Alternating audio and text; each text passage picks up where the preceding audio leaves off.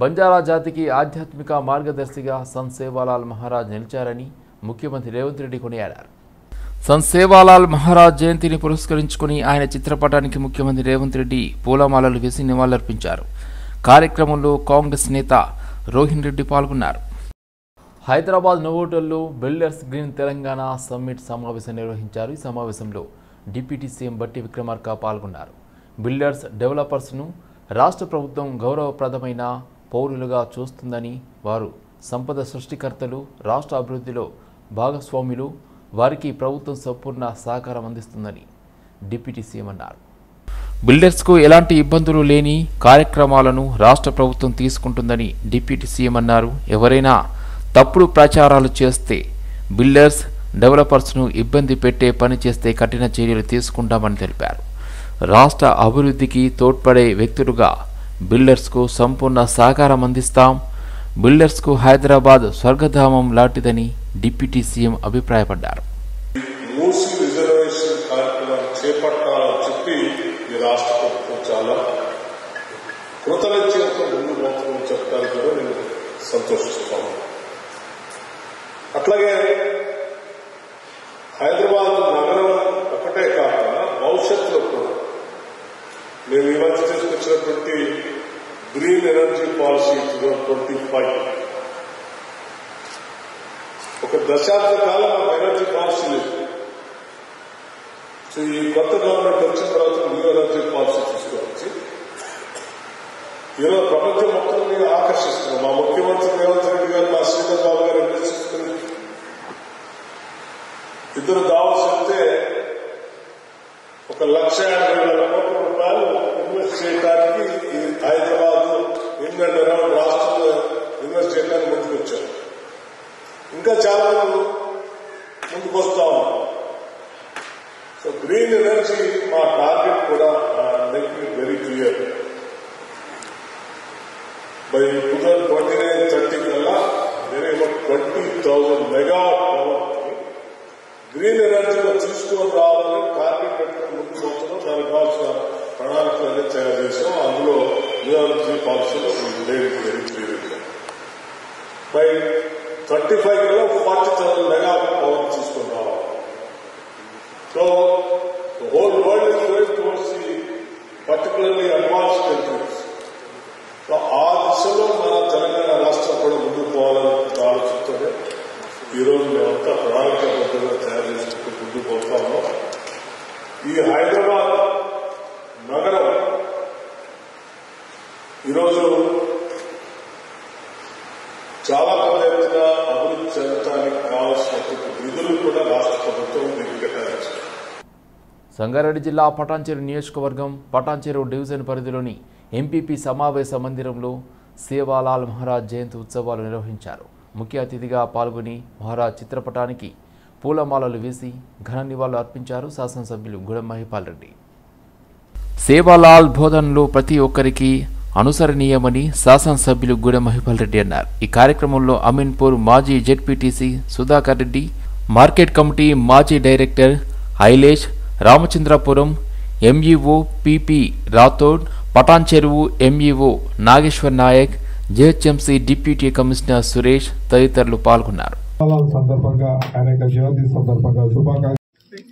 మీరు ఈ కార్యక్రమానికి హాజరై సేవాలాల్ జయంతిని ప్రజలందరి ముందు జరుపుకునే జయంతిని ఈరోజు ప్రభుత్వం బంజారా జాతి ఔన్నత్యాన్ని ప్రపంచానికి చాటి చెప్పిన మహనీయులు సంత్ సేవాలాల్ అని మాజీ మంత్రి సనత్ నగర్ ఎమ్మెల్యే తలసాని శ్రీనివాస్ యాదవ్ అన్నారు.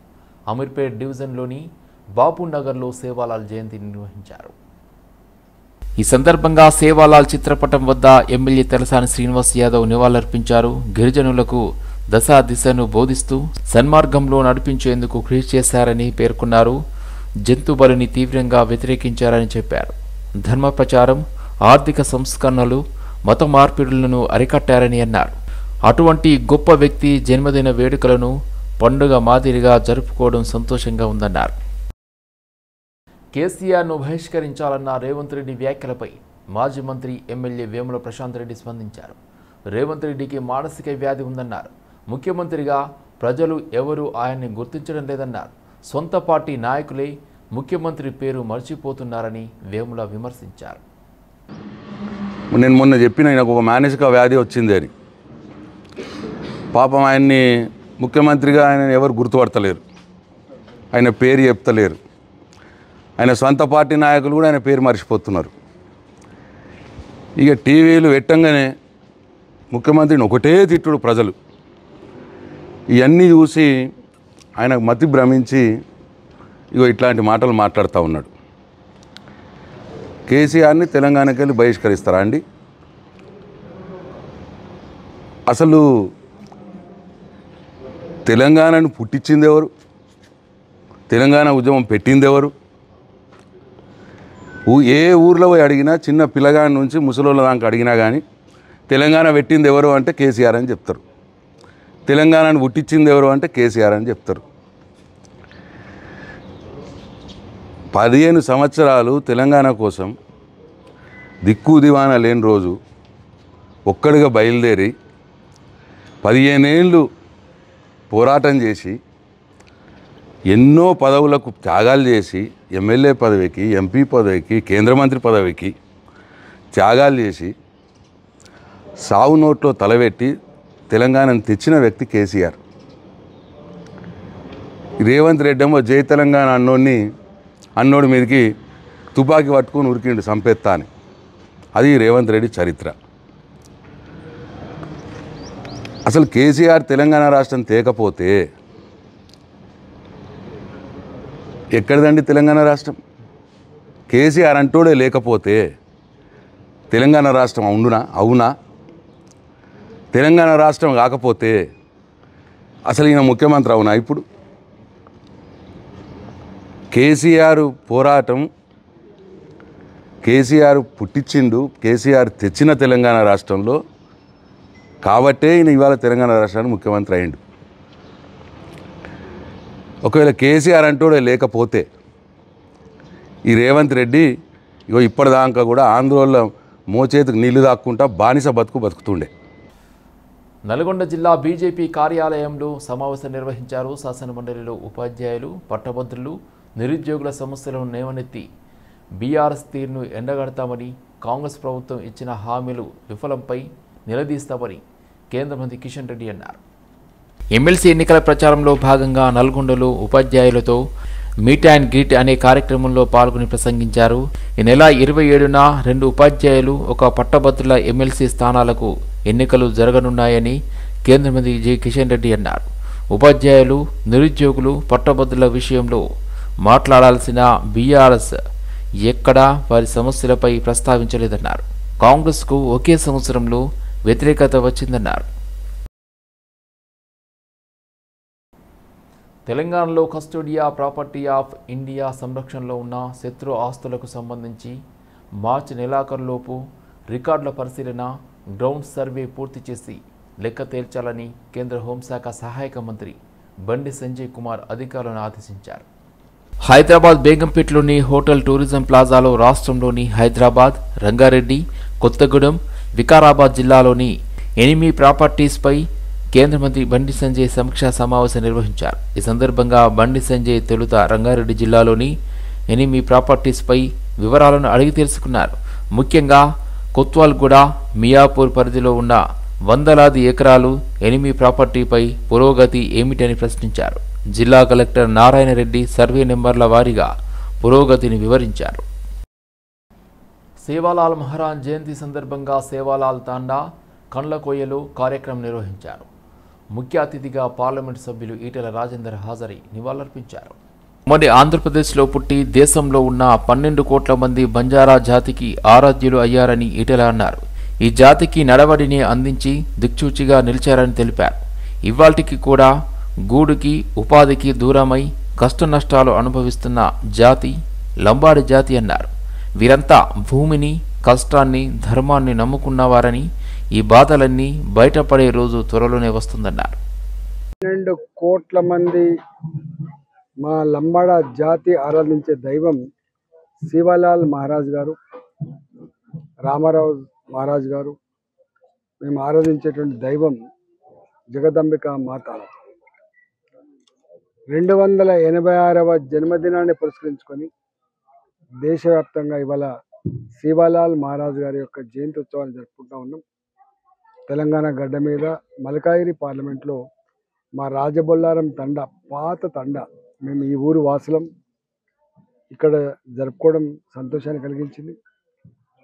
నరేంద్ర మోడీ గారు మొట్టమొదటిసారిగా లంబాడా జాతి వివిధ రాష్ట్రాల్లో విస్తరించి ఉన్నప్పటికీ కూడా సంస్కృతి సాంప్రదాయాలు ఇవాళ ఆరాధ్యం అంత ఒకటిగా ఉన్నటువంటి జాతి మన మహారాష్ట్రలో ఈ జాతి సంస్కృతిని గౌరవాన్ని కాపాడడం కోసం ఒక పెద్ద స్ఫూర్తి కేంద్రాన్ని వేల కోట్ల రూపాయలు ఖర్చు పెట్టి ఈ సంస్కృతిని సాంప్రదాయాన్ని కాపాడే దానికోసం, ఈ జాతి ఔన్నత్యం గౌరవాన్ని రాబోయే తరాలకు అందించడం కోసం గొప్ప కేంద్రం కూడా నిర్మాణం కాబోతా ఉంది.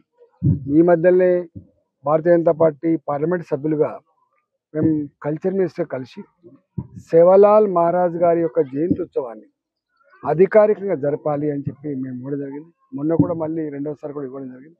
తప్పకుండా దేశవ్యాప్తంగా ఇవాళ మోడీ గారికి పూర్తి అవగాహన ఉంది కాబట్టి, ఈ జాతి గొప్పతనం గురించి, ఈ జాతి యొక్క సమస్య గురించి అవగాహన ఉంది కాబట్టి తప్పకుండా రాబోయే కాలంలో ఇవాళ సేవాలాల్ మహారాజ్ గారి యొక్క జయంతి ఉత్సవాన్ని అధికారికంగా జరుపుకునేటువంటి భాగ్యం కలుగుతుందని చెప్పి మేము ఆశిస్తా ఉన్నాం. ఈ జాతి ఔన్నత్యం కోసం, జాతి సమస్యల కోసం ఎల్లవేళలా మేము వీళ్ళకి ముందు బాగానే ఉండి సమస్యల పరిష్కారం ఉంటామని చెప్పి మేము మాటిస్తున్నాం. కాంగ్రెస్ పార్టీకి రేవంత్ రెడ్డికి బీసీలకు న్యాయం చేయాలనే చిత్తశుద్ధి ఉంటే ముఖ్యమంత్రి రేవంత్ రెడ్డి వెంటనే రాజీనామా చేసి బీసీని ముఖ్యమంత్రి చేయాలని జై భీమ్ రావ్ భారత్ పార్టీ రాష్ట్ర కార్యనిర్వాహక అధ్యక్షులు ఎర్రా కామేష్ డిమాండ్ చేశారు. సోమాజిగూడ ప్రెస్ క్లబ్లో సమావేశం నిర్వహించారు.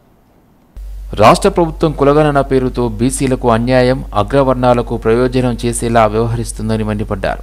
బీసీలను 50% లోపుగా చూపించడం, 2014లో 8% ఉన్న అగ్రవర్ణాలను ఇప్పుడు 15% చూపించడం వెనుక కుట్ర దాగి ఉందని మండిపడ్డారు. 21 లక్షలకు పైగా బీసీలు చనిపోయారనడం ఎవరిని మోసం చేయడానికి అని ప్రశ్నించారు. కేటీఆర్ కవితలకు ఆ పదవి పోయేసరికి బీసీలు గుర్తుకు వచ్చారని, బీసీల మొదటి ద్రోహి బీజేపీ పార్టీ అని విమర్శించారు. మొట్టమొదటిసారి ఒక సోమాజిగూడ ప్రెస్ క్లబ్లో, అది కూడా నిన్న మిత్రుడు చెప్పిండు, ఇండియాలోనే 2 అతిపెద్ద ప్రెస్ క్లబ్ అని చెప్పి, అందులో ఈ యొక్క సమావేశం ఏర్పాటు చేసినందుకు మీ అందరూ ఇక్కడ విచ్చేసినందుకు నమస్కారం తెలియజేసుకుంటూ, ఏదైతే తెలంగాణ రాష్ట్రంలో మనం చూసుకున్నట్టయితే కాంగ్రెస్ పార్టీ అధికారంలోకి వస్తే బీసీల యొక్క కులగణన చేపడతామని చెప్పి ఏదైతే బీసీ కులగణన చేపట్టినదో అది రేవంత్ రెడ్డి గారు నిన్న కూడా నేనే అయితే చిట్ట చివరి రెడ్డి సీఎం కావాల్సి అంటున్నాడు. మేమేమంటున్నాం అంటే జేబీపీ పార్టీగా ఒకటే డిమాండ్ చేస్తున్నాం, కాంగ్రెస్ పార్టీకి కానీ రేవంత్ రెడ్డికి కానీ నిజంగా బీసీల మీద అంత ప్రేమ ఉంటే ముందు మీరు రాజీనామా చేసి బీసీని ముఖ్యమంత్రిగా చేయాలని చెప్పి మేము ప్రధానంగా డిమాండ్ చేస్తున్నాం. ఎందుకంటే మనం పాలకులం అయితేనే మనకేం కావాలో తెలుస్తుంది.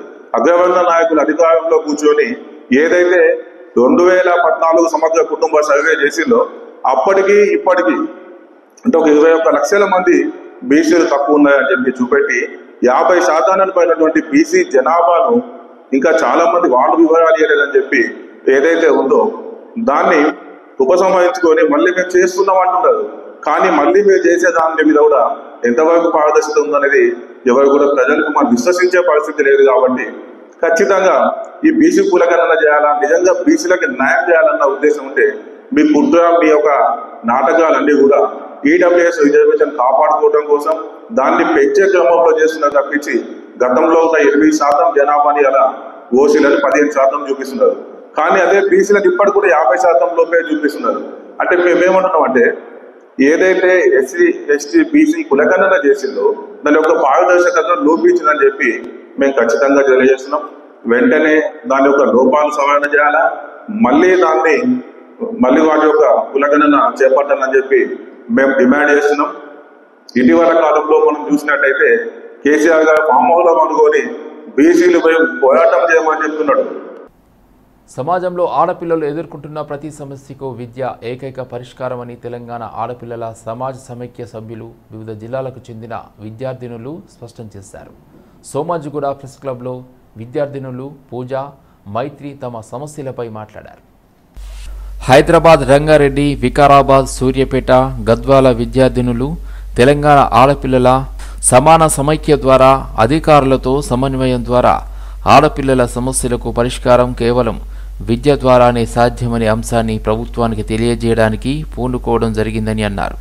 దీనికి ప్రధానంగా రాష్ట్ర బడ్జెట్లో విద్యకు 15% బడ్జెట్ను కేటాయించడం ముఖ్యమైన అంశమని అన్నారు.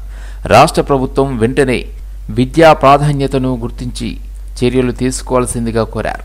సూర్యాపేటలో ఇంతకుముందు ఎట్లుంటే ఎవ్రీ స్టూడెంట్ డ్రాప్ అవుట్ అవుతుండే. డ్రాప్ అవుట్ అయిన ప్రతి స్టూడెంట్ ఇంటికి వెళ్ళి మేము ఏమైంది అసలు నీ ప్రాబ్లం ఏంటి అని అంటే ఒకటి ఫైనాన్షియల్ అని చెప్పేది. ఫైనాన్షియల్ అయితే గవర్నమెంట్ స్కూల్ ఉంది కదా, గవర్నమెంట్ కాలేజ్ ఉంది కదా అని చెప్పేసి మేము కేజీబీవీ కమిటీ నుంచి ప్రతి ఒక్కరిని తీసుకెళ్ళి స్కూల్లో కూర్చోబెట్టాము. వాళ్ళు ఇప్పుడు బాగానే అంటే ఇంటర్మీడియట్ డిగ్రీ చేస్తున్నారు. ఇంటర్మీడియట్ డిగ్రీ చేసే టైంలో స్కాలర్షిప్స్ పడట్లేవు. ఇన్ని రోజుల నుంచి చేసిన కష్టం ముట్టదేనా అది ఇదని పాపం చాలా బాధపడుతున్నారు వాళ్ళు. ఇంకా ముందుకు వెళ్ళడానికి వాళ్ళకు ఫైనాన్షియల్ ఉండడం వల్ల రియంబర్స్మెంట్ రాక చాలా మంది డ్రాప్ అవుట్ అవుతున్నారు ఇంటర్ నుంచి, డిగ్రీ నుంచి. ఇంకా పీజీలు గీజీలు అని చెప్పేసి అన్నారు. అసలు స్కూలే సక్కలేదు, ఇంకా పీజీ వరకు ఎట్లా వస్తారు స్టూడెంట్స్. ఇంకోటి ఏంటంటే ఫుడ్, ఇంతకుముందు మేము తినే ఫుడ్ మా ఫ్యాకల్టీ తింటుండే, కానీ ఇప్పుడు ఫ్యాకల్టీ కాదు కదా స్టూడెంట్స్ తినట్లేదు. హైదరాబాద్లో చూసుకుంటే మాత్రం మా తమ్ముడు గవర్నమెంట్ స్కూల్, కానీ డైలీ బాక్స్ తీసుకొని వెళ్తాడు. ఏంద్రా మేము కూడా గవర్నమెంట్ స్కూల్ నుంచే వచ్చినాం, నువ్వెందుకు బాక్స్ తీసుకోబోతున్నావు అని అంటే నువ్వు ఒక్కసారి వచ్చి తినక్క ఫుడ్ అని అన్నాడు. సరే అని చెప్పేసి నేను కూడా స్కూల్కి వెళ్ళిన.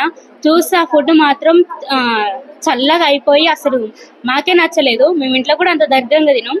ఏకైక మార్గం అని చెప్పి వివిధ జిల్లాలలో రంగారెడ్డి, వికారాబాద్, సూర్యాపేట, హైదరాబాద్, గద్వాల్ ప్రాంతాల్లో ఈ ఆడపిల్ల సమానత్వ సమాఖ్య ఆధ్వర్యంలో వాళ్ళ సమస్యల పరిష్కారానికి వాళ్ళు అక్కడ వివిధ అధికారులతోటి సమస్యల పరిష్కారానికి చొరవ చూపించారు. ఆ చొరవల ఫలితమే వాళ్ళ సమస్యల పరిష్కారానికి ఏకైక మార్గం విద్యా అవకాశాలు మెరుగుపడితే కానీ ఆడపిల్లలు భవిష్యత్తు బాగుంటుందని చెప్పి వాళ్ళు ఈరోజు ఈ ప్రెస్ మీట్ ఏర్పాటు చేయడం జరిగింది. ముఖ్యంగా ఈ సమస్య పరిష్కారానికి ప్రభుత్వాలు ఆలోచనలు మారాలి.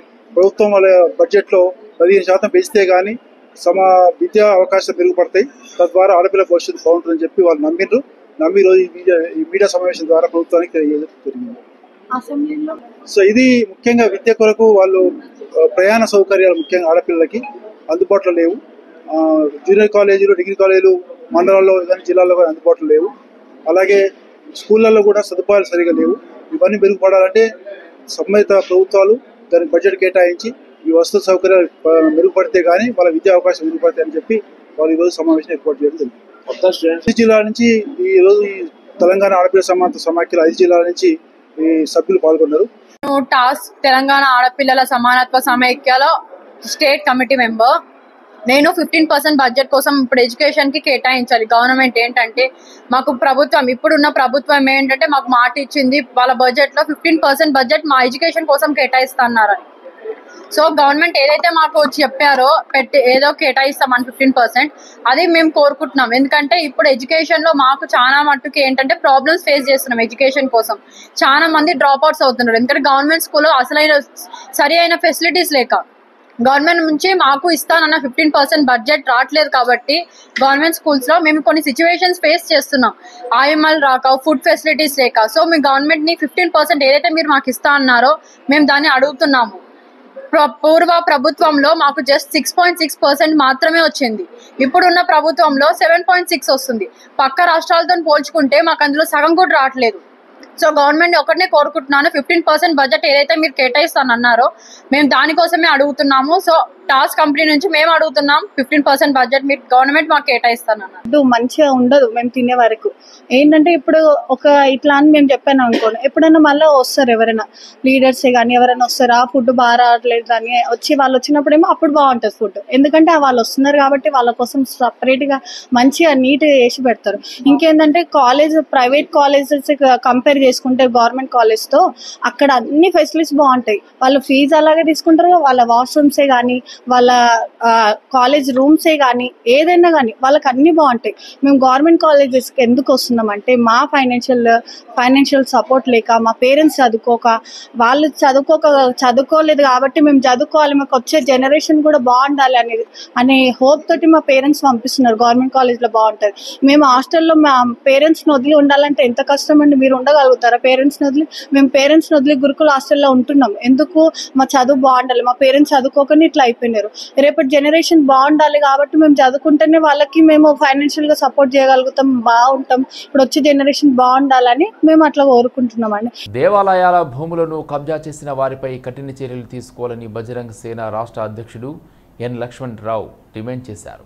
ఈ సందర్భంగా కాచిగూడలో ఏర్పాటు చేసిన సమావేశంలో మాట్లాడుతూ గోషామహల్ నియోజకవర్గంలోని దూతరి మాట్ టెంపుల్, అదేవిధంగా మహాదేవ్ టెంపుల్, మహాలక్ష్మి టెంపుల్, ఒక్కో దేవాలయాలకు సంబంధించిన భూములను భూకబ్జాదారులు ఆక్రమించి 1100 గజాల నుండి 2000 గజాలను అమ్ముకోవడం జరిగిందని ఆరోపించారు. ఈ విషయంపై జీహెచ్ఎంసీ డిప్యూటీ కమిషనర్తో పాటు సంబంధిత అధికారులకు ఫిర్యాదు చేసినప్పటికీ ఎలాంటి చర్యలు తీసుకోలేదని విమర్శించారు. వెంటనే సంబంధిత అధికారులు స్పందించి భూకబ్జాదారులపై కఠిన చర్యలు తీసుకోవాలని డిమాండ్ చేశారు. धर्म के सम्मान में बजरंग सेना मैदान में ना పేరు ఎన్ఆర్ లక్ష్మణరావు అండి. బజరంగ సేన తెలంగాణ రాష్ట్ర అధ్యక్షుడు నేను. మీ మీడియా ద్వారా సీఎం గారికి, ఎండోమెంట్ మినిస్టర్ గారికి మీకు ఒకటి వినతి చెప్పేది ఉంది. ఒక సజెషన్ కావాలి మాకు మీతోటి. ఏంటంటే మా దగ్గర బేగంబయ్యారులో 3 టెంపుల్స్ ఉన్నాయండి. ఒక లక్ష్మీ టెంపుల్, ఒక మహాదేవ్ టెంపుల్, దూదారి మఠ్ టెంపుల్. ఈ టెంపుల్ అందరూ ఏం చేస్తున్నారంటే 2000 గజాలు దూదారి మఠది, దాంట్లో 1500 గజాలు ఆల్రెడీ అమ్మేసిండు ఒక కిరాతకుడు. గుడి ప్రాపర్టీ మీద దాని మీద కన్ను పెట్టి దాని డాక్యుమెంట్ డూప్లికేట్ తయారు చేసి అన్ని ఏమేమో చేసి దాన్ని మన ఎంఆర్ ఆఫీస్ లా, కలెక్టర్ ఆఫీస్ లా, ఎండోమెంట్ ఆఫీస్ పేపర్ గ్యాప్ చెప్పింది. ఇటీవల 1 year నుంచి టెంపుల్ స్ట్రగల్ చేస్తున్నాను నేను. ఎండోమెంట్ ఏసీపీ బాలాజీ గారు ఆ గుడిలో లోపల లాస్ట్ శివరాత్రి అప్పుడు ఏం చేసిందంటే వాళ్ళు తీసుకొచ్చి యాటని తీసుకొచ్చి వచ్చిండారు. టెంపుల్ యాటను బ్యాన్ చేయాలి. పిఎస్ కు కంప్లైంట్ పెడితే సీఏ గారు ఏమన్నారంటే, చౌహాన్ గారు సీఏ గారు, మాకు మీరు పిఎస్ కంప్లైంట్ ఎండబెట్టారు, మాకు కంప్లైంట్ చేయాలంటారు. అదే అర్థం కాలే మాకు. ఆయన అర్థం సార్తో తప్పులు మాకు తెలియదు అని ఈ ఎండబెట్ బాలాజీ గారికి ఆల్రెడీ మన కృష్ణవేణి మేడం అని చెప్పి అడిషనల్ కమిషనర్ మేడం గురించి చెప్పింది. అది గుడి లోపల విగ్రహం ఉంది, ఆ విగ్రహం ఉంటే గుడి ఉన్నట్టే కదా, దాన్ని మనం హ్యాండ్ ఓవర్ చేసుకోండి, దాని గురించి స్ట్రగల్ చేయండి. పబ్లిక్ వచ్చి మనకు రిప్రజెంట్ చేసినప్పుడు మనం ఎందుకు పట్టించుకోదని చెప్పినా కానీ ఏసీకి ఇప్పుడు రేపు ఆల్రెడీ సీఏ కంప్లైంట్ పెట్టడం. సీఏ ఏంటంటే ఎండోమెంట్ రాసిండు, ఎండోమెంట్ నుంచి ఒక లెటర్ రాదు ఇప్పుడు. తెలంగాణ రాజధానిలో మాదిగల అమరవీరుల స్తూపం నిర్మించాలని ప్రభుత్వానికి విజ్ఞప్తి చేశారు ఎంఆర్పీఎస్ రాష్ట్ర అధ్యక్షులు వంగపల్లి శ్రీనివాస్ మాదిగ. ఎస్సీ వర్గీకరణ ఆమోదం ద్వారా మాదిగ అమరవీరుల ఆత్మలు శాంతించాయని, మాదిగ అమరవీరుల కుటుంబ సభ్యులను రాష్ట్ర ప్రభుత్వం ఆదుకోవాలన్నారు. ఎస్సీ వర్గీకరణకు ఆమోదం తెలిపినా కూడా మాదిగ అమరవీరుల కుటుంబాలను మందకృష్ణ పరామర్శించకపోవడంతో జాతి తగిన బుద్ధి చెబుతుందని తెలిపారు. తెలంగాణ ఉద్యమానికి ప్రేరణగా నిలిచినటువంటి దండోరా ఉద్యమంలో ఎంతోమంది ఉద్యమకారులపై పెట్టిన కేసులను తక్షణమే కొట్టివేసే విధంగా రాష్ట్ర ప్రభుత్వం చర్యలు తీసుకోవాలని వంగపల్లి డిమాండ్ చేశారు. మార్చి 1న అమరవీరుల సంస్మరణ దినోత్సవం సందర్భంగా అన్ని రాజకీయ పార్టీలను ఆహ్వానించి మాదిగ అమరవీరుల సంస్మరణ సభను నిర్వహిస్తామని వారు తెలిపారు. బహుళం చేసిండు, మీరేమన్నాగాండి అనే పద్ధతిలో ఆయన ఇప్పటికీ ఉన్నాడు టుడే. అయితే ఆయన ఆ జోలికి పోదాల్చుకుంటలేము. ఆయన మీ బట్టతో మేము వేడుకుంటున్నాం. మా కుటుంబాలు చిన్న భిన్నం అయిపోయినాయి. ఇప్పుడు బ్రతికే పరిస్థితి కూడా మాకు లేదు. మొన్నటి వరకు ప్రైవేట్లో అక్కడిక్కడ పనిచేసి బతికినాం. ఇప్పుడు అది కూడా మాకు చేత కాకుండా అయ్యింది. ఉన్నోడే ఒక కొడుకు నేను జాతికి త్యాగం చేసిన టాలెంటెడ్ పర్సన్, జాతికి దానం చేసిన. దానంలోకి వెళ్ళిన దానం ఏదయ్యా అని ఎవరికి అడిగినా కూడా ప్రాణదానమే అంటారు.